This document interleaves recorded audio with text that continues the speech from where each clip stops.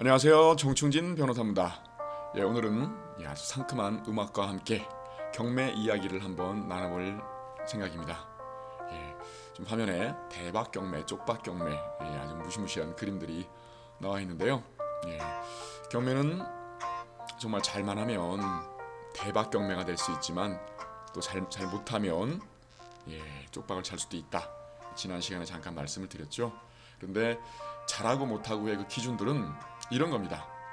기본적인 권리 분석은 제가 지난 방송에서 그 3번에 걸쳐서 보내드린 그게 답니다. 그 기본적인 룰만 지키면 리스크는 100% 통제가 된다라고 보시면 되겠습니다.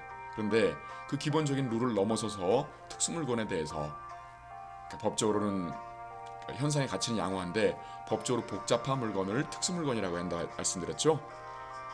그 특수물건들에 대해서 입찰을 하고 싶어 할 때, 그럴 때도 리스크 통제가 전적으로 중요합니다.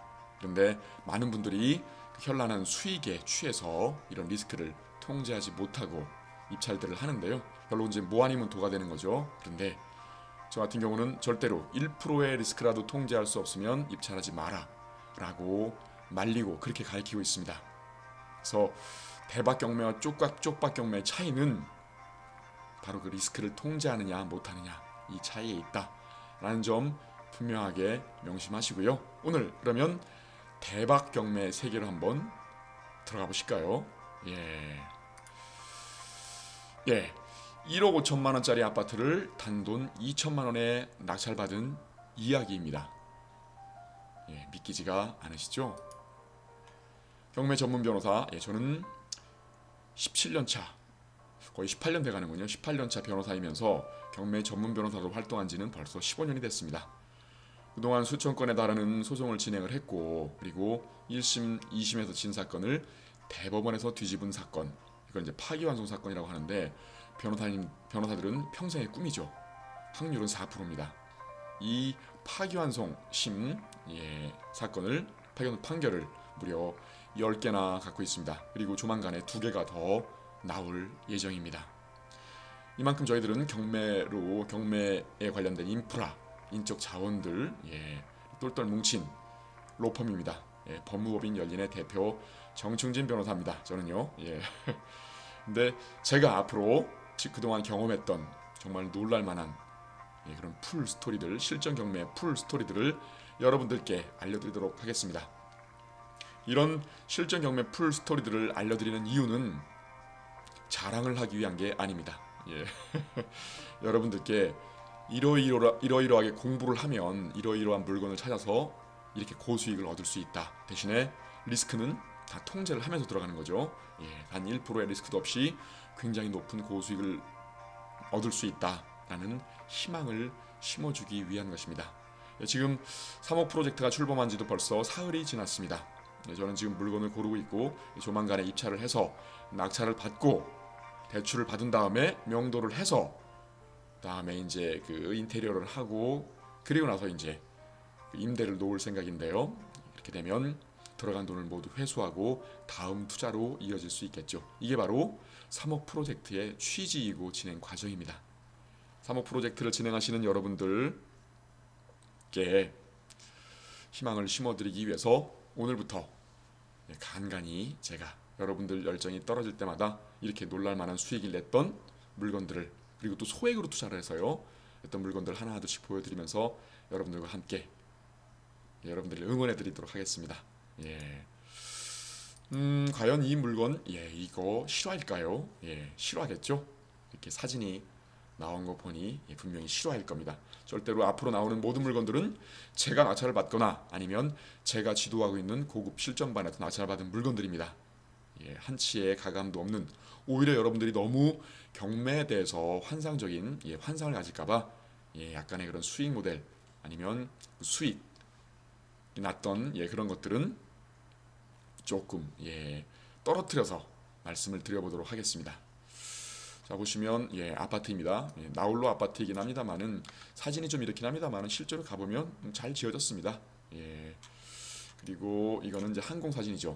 이게 이제 그 지하철 1호선 도화역입니다. 도화역에서 얼마 떨어져 있지 않은 아파트이죠. 근처에 대부분들 이렇게 이제 뭐 공장들도 좀 있고 이러다 보니까 임대 수요는 풍부한 지역입니다. 예.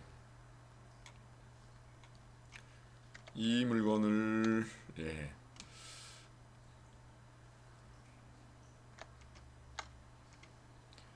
자, 그러면 이 모든 것들은 실화다. 예. 우리 이 흥미진진한 특수 물건의 세계로 한번 들어가 보시자고요. 예. 그러면 이 물건을 한번 그 유료 사이트에서 한번 이 물건의 명세에 대해서 한번 법적인 문제는 뭐고 가치는 어떻게 되는지 한번 살펴보시자고요. 아까 같은 경우는 예, 파워포인트 자료를 만들어 놓다 보니까 내용이 뚝뚝 끊기죠. 예, 이제는 유료 정보 사이트를 보면서 연속성 있게 한번 설명을 한번 드려보도록 하겠습니다. 화면을 좀 크게 볼까요? 예. 이 물건은 인천 28개에서 진행한 2011 타경 9794 아파트다. 제가 이제 메모를 해놨죠. 고급 실전반에서 유치권 확정 판결 및 건물 만입찰의 물건이다. 뭐 이렇게 메모를 해놨는데 이거는 유료정보 사이트 1년에 일정한 수수료를 내게 되면 이렇게 정보들을 이렇게 집약해가지고 보여주는 그런 사이트입니다. 여러분들도 이제 경매를 시작하게 되면 대법원 경매 정보 들어가 보시면 정보가 되게 부실합니다. 예, 그래서 실제로 좀 불편함을 많이 느끼실 거예요. 그런데 이거는 이렇게 등기부도 모아놓고 감정평가서, 물건명세서 모든 서류들을 모아놓고 사진 같은 것들을 다 모아놓고 그다음에 실거래가 이런 것도 항공사진, 위성사진 다 볼 수 있기 때문에 굉장히 편리합니다. 사진을 한번 볼까요? 예, 사진 나와 있죠. 이렇게 그다음에 구조도 나와 있죠. 그렇죠? 예, 901호, 902호, 903호, 904호가 쭉 늘어서 있는 아파트이고 방은 예, 침실이 3개나 되네요. 방이 거실이 있고 발코니가 4개나 됩니다. 예. 그래서 평수는 이렇게 전용 면적이 18평이니까 분양 평수로는 24평입니다. 2005년도에 지어졌고요. 예. 그리고 이렇게 이제 등기부상의 권리들을 쭉 나열해놨고, 그다음에 임차인이 누가 있는지 나열해놨고, 이거는 경매 진행 사항을 나열해놓은 겁니다. 감정가는 9천만 원. 예, 근데 1억 5천만 원짜리 아파트라고 했는데 왜 9천만 원인가? 예, 시세는 분양가는 이 아파트의 분양가는 1억 5천입니다. 그리고 시세는 인천이 그때 당시에는 조금 떨어져가지고 1억 3천 정도 형성되고 있었고 전세가는 1억 2천 정도. 지금은 더 올랐을 수도 있겠죠. 그래서 분양가 대비해서는 9천만 원. 근데 왜 감정가가 9천만 원이 됐을까? 예, 여기 나와 있죠. 대지권이 없다고 나와 있습니다. 대지권이라는 거는 이 건물이 있으면 밑에 이제 깔고 앉은 땅이 있을 거지 않습니까? 예, 그걸 대지권이라고 하는데 땅이 없다. 그래서 건물만 감정평가를 하겠다. 예, 그런 겁니다. 근데 이제 이게 진행 사항이 한 번 유찰되고 두 번 유찰되고 한 번, 두 번, 세 번, 네 번, 5번이 유찰된 끝에 그죠? 예. 인천지방법원은 보통은 이제 한 번 유찰되면 20%씩 떨어져 가지고 다시 진행됩니다만은 인천지방법원은 30%가 떨어집니다. 그래서 두 번만 떨어져도 금방 이렇게 반값이 되죠.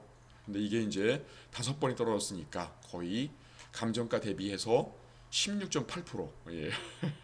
감정가가 9천만 원이면 16.8%. 예. 만약에 분양가 대비하면 분양가 1억 5천만 원이니까 분양가 대비하면 10%까지 떨어진 물건입니다. 예, 대단하죠. 예, 이거를 저희가 이제 2,189만 7천 원에 낙찰을 받았습니다. 그렇게 되면 예. 감정가 대비하면 24%, 실제로 시세 대비하면 거의 15% 정도 수준의 낙찰을 받은 것이죠. 예, 참 놀랍지 않습니까? 그런데 과연 법적인 문제가 뭐가 있길래 이렇게 많이 떨어졌을까?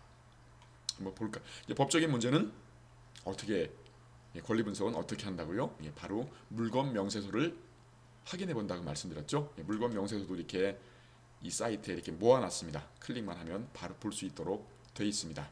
그래서 아까 지저분한 그 등기부상의 권리는 어떻게 해결한다고요? 예, 바로 여기 기재되어 있죠. 등기된 부동산에 관한 권리 중 매각 허가에 의하여 효력이 소멸되지 아니하는 것. 여기에 공란으로 되어 있거나 아니면 해당 사항 없음 이렇게 친절하게 기재가 되어 있으면 걱정할 필요가 없다. 다 빨간색으로 찍찍 그어져서 깔끔하게 정리가 돼서 들어온다. 이렇게 말씀드렸죠. 예, 이제 등기부상의 권리 분석이 끝났습니다. 정말 간단하죠. 예, 그리고 이 임차인에 대한 권리 분석을 해야 되는데 임차인의 권리 분석은 여기를 보면 이 정보가 나와 있다고 했죠. 예, 정보. 박인희 씨가 점유하고 있다. 근데 임차인으로 점유하는 게 아닙니다. 이게 뭘로 점유할까? 그럼 소유자로 점유할까요? 소유자도 아닌 것 같아요. 전입신고를 한 거 보니까 그럼 뭘까 했더니 비고란에 봤더니 이렇게 이 박인희 씨는 유치권자이더라. 그리고 공사대금이 5천만 원이다 무려. 그래서 유치권을 신고를 했다. 유치권이라는 건 지난 시간에 말씀을 잠깐 드렸죠. 공사를 진행한 업자가 내가 이 건물의 가치를 공사를 통해 증대를 해놨으니까 내가 최우선순위로 변제를 받아야 한다라고 주장하는 게 유치권입니다.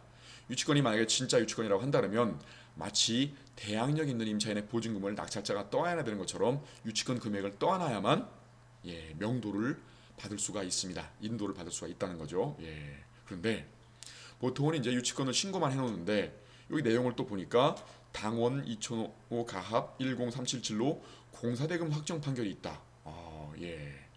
여러분들은 조금 생소하시겠습니다만은 저희 같은 전문 변호사가 딱 봤을 때는 유치권자가 건축주를 상대로 해서 공사대금 소송을 진행을 해가지고 승소 판결을 받았구나.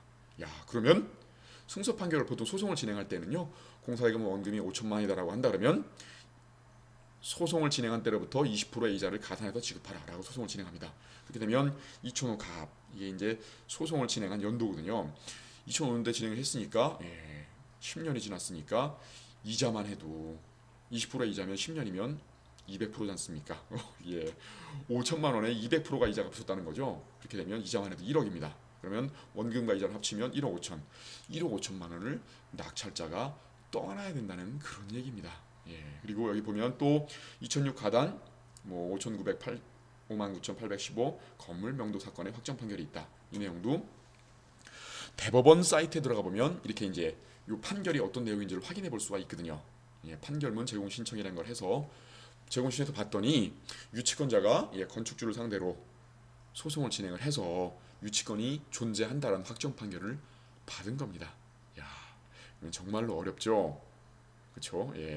공사대금 확정 판결이 있다 하더라도 유치권자는 다른 요건을 갖춰야만 유치권이 인정되기 때문에 혹시라도 허점이 있지 않을까 싶었는데 유치권자가 유치권이 존재한다는 확정 판결을 받아놨습니다. 그리고 주장하는 유치권 금액은 이자까지 포함해서 거의 1억 5천 이상이 되고 있습니다. 그렇게 되면 감정가가 9천만 원인데 1억 5천을 떠안아야 되니까 낙찰이 될 수가 없는 물건이죠. 또 시세로 본다고 치면 분양가로 본다고 치면 분양가가 1억 5천인데 1억 5천 이상을 떠난다고 치면은 역시나 낙찰이 될 수 없는 그런 물건입니다. 그런데 저희가 이렇게 2천만 원에 낙찰을 받았습니다. 그러면 2천만 원이면 1억 5천을 떠안게 되면 1억 7천에 받은 꼴인데 그러면 시세보다 훨씬 높게 받은 거니까 실패한 게 아닌가 이런 느낌을 가지실 텐데 놀랍게도 저희가 유치권자를 상대로 다시금 명도 소송을 진행을 해서 승소 판결을 받았고요. 그리고 아까 또 하나의 문제가 있다 그랬죠. 대지가 없습니다.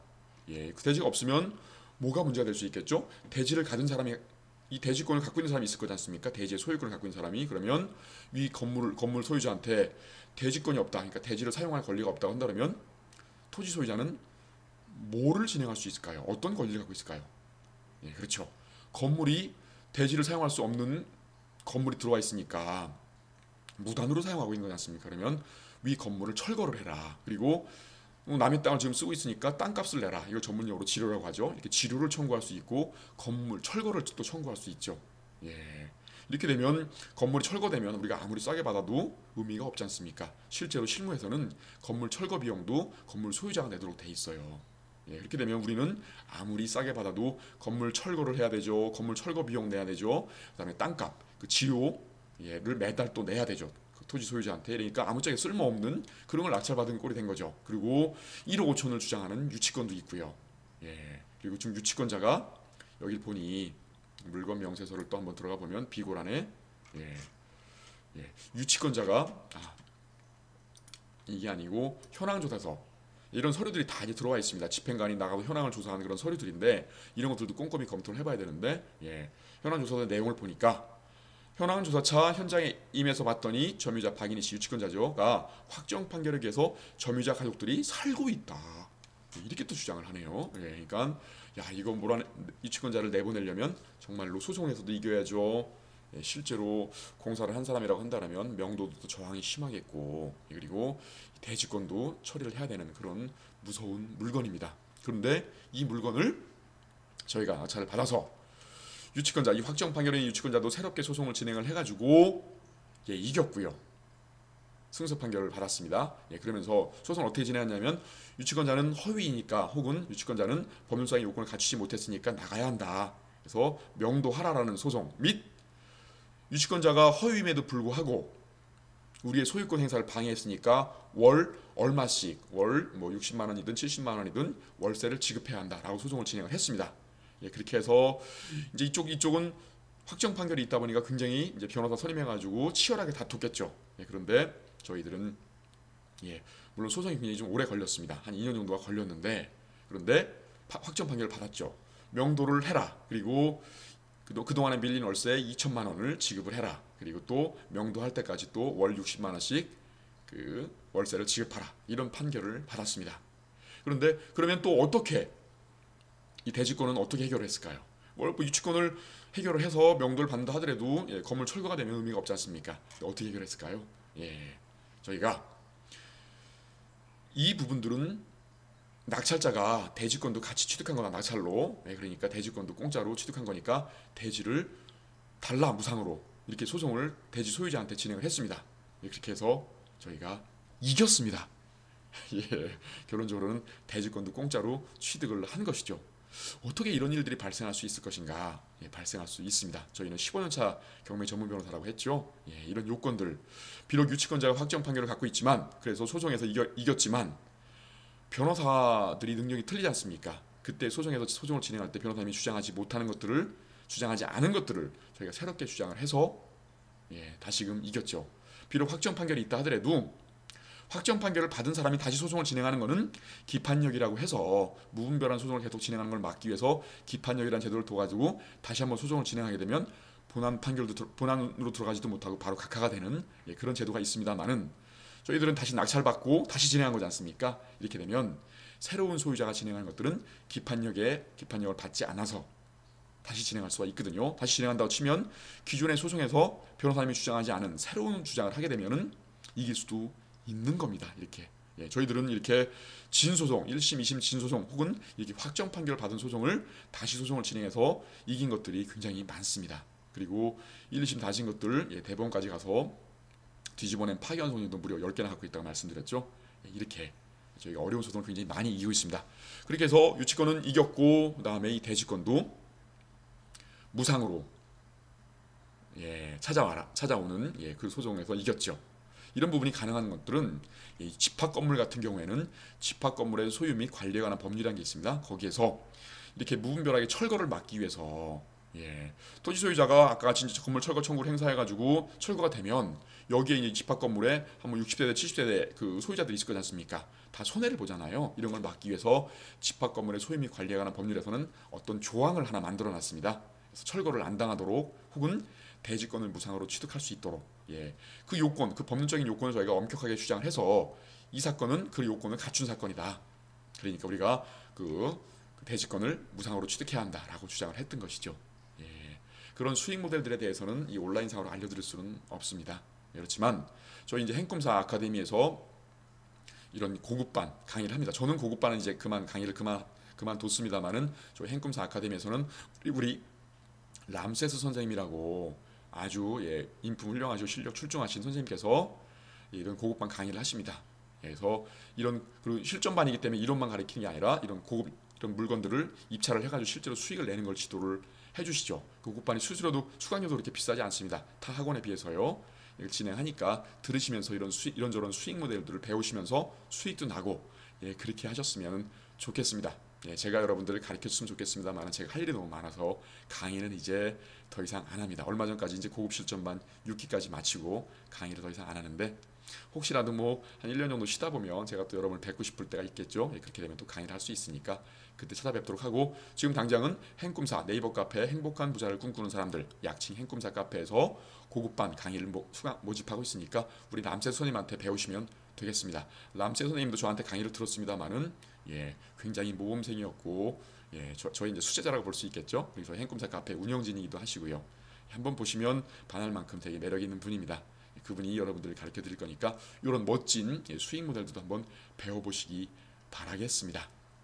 예, 결론적으로는 1억 5천짜리 아파트를 2천만 원에 낙찰받아가지고 2천만 원 낙찰받았지만 저희가 소송에서 이긴 건 뭐라고요? 월세 2천만 원을 지급하라 이렇게 받았지 않습니까? 그러니까 결론적으로는 그 월세를 다 받았으니까 결론적으로는 한 푼도 들이지 않고 돈을 한 푼도 들이지 않고 1억 5천짜리 분양가 1억 5천짜리 아파트를 거저 주순 거나 마찬가지죠. 그래서 경매에서는 리스크를 통제하면서 일반 물건을 낙찰받는 것도 중요하고 그렇게 해서 금매보다 싸게 받는 거 이게 일반적인 수익 모델입니다만은 이렇게 공부를 하고 수익 모델을 배우고 툴을 익히게 되면 이렇게 1억 5천짜리 아파트를 한 푼도 들이지 않고 주실 수도 있다. 이런 게 경매 진정한 매력입니다. 놀랍죠, 여러분들? 이런 게 경매 전설이고 이런 것들이 이제 앞으로 여러분들께 희망이 꺾일 때마다 제가 여러분들의 희망을 북돋아 드리기 위해서 이런 부분들을 하나씩 설명을 드리도록 하겠습니다. 그러면 저는 다음 시간에 또 찾아뵙도록 하겠습니다. 저는 법무부 열린의 대표 정충진 변호사였습니다. 이 강의가 유용했다고 생각이 되시면 좋아요 그리고 구독하기 눌러주시면 제가 많은 힘을 얻겠습니다. 감사합니다.